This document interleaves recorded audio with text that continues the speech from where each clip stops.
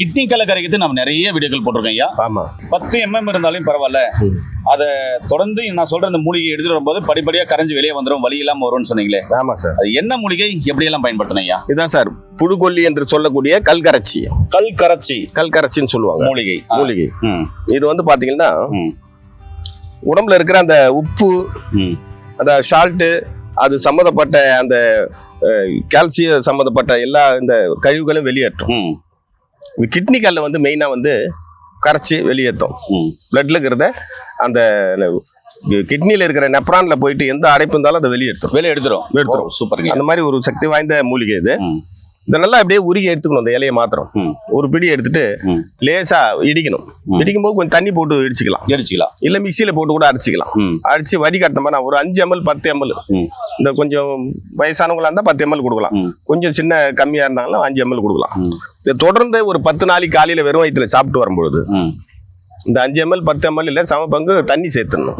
தண்ணி சேர்த்துட்டு சும்மா சாதாரணமா அப்படி குடிச்சிடலாம். குடிச்சிட்டு வரும்பொழுது 10 mm குள்ள இருக்கிற கல் கொஞ்சம் கொஞ்சமா கரைய ஆரம்பிச்சிடும். அப்படியே வந்து அந்த கல் கரைஞ்சிடும். தண்ணி நிறைய குடிச்சிக்கிட்டு இந்த மருந்து குடிச்சிட்டு வந்தாங்கன்னா கல் கரைஞ்சிடும். கிட்னி கல்ல கரைக்கிறதுக்கு ஒரு சிறந்த மூலிகை.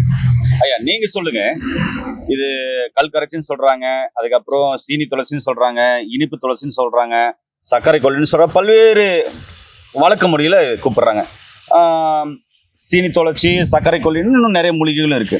சரி, அந்த இனத்தை சார்ந்த ஒரு மூலிகை, நீங்க இதுல என்ன மாதிரியான தகவல் சொல்ல போறீங்க? பேருக்கு ஏற்ற மாதிரி சர்க்கரை கொல்லி ரத்தத்துல இருக்கிற சர்க்கரை அளவை வெகுவா குறைக்கும். இயற்கையா இன்சுலினை சுரக்க வைக்கும் கணையத்துல. அந்த வேலையை செய்யக்கூடியது. அது மட்டும் இல்லாம HDL LDLன்னு சொல்றோம்ல, LDLங்கிற அந்த கெட்ட கொழுப்பை குறைச்சி HDL இன்க்ரீஸ் பண்ணும். இது ரொம்ப முக்கியமானது. ஏன்னா இன்னைக்கு நிறைய பேருக்கு நல்ல கொழுப்பு உடம்புல கம்மியா இருக்கு, கெட்ட கொழுப்பு தான் அதிகமா இருக்கு. இப்ப நல்ல கொழுப்பை உற்பத்தி பண்ற ஒரு மூலிகை இந்த சீனி துளசி. இது சாப்பிடும்போது இனிப்பா இருக்கும். இதுக்கு இருக்கு அப்படின்னு சொன்னா நீங்க சொல்ற அந்த தகவல் மிக மிக அற்புதமான.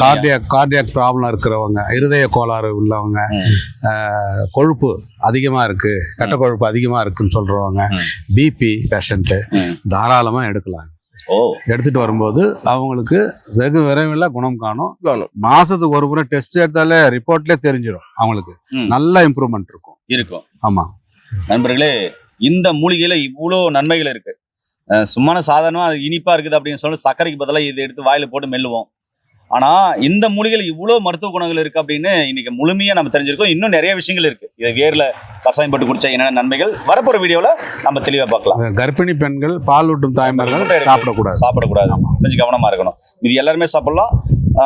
சுகர் ரொம்ப ஹையா இருக்கிறவங்க மருந்து மாத்திரை எடுத்து இன்சுலின் பண்ணுறீங்கன்னா அவங்க இந்த மூலிகை எடுக்கும்போது கம்பல்சரி தினமும் டெஸ்ட் பண்ணிக்காங்க. ஏன்னா குறையறதுக்கும் வாய்ப்பு இருக்கு இல்லையா? ஆமா.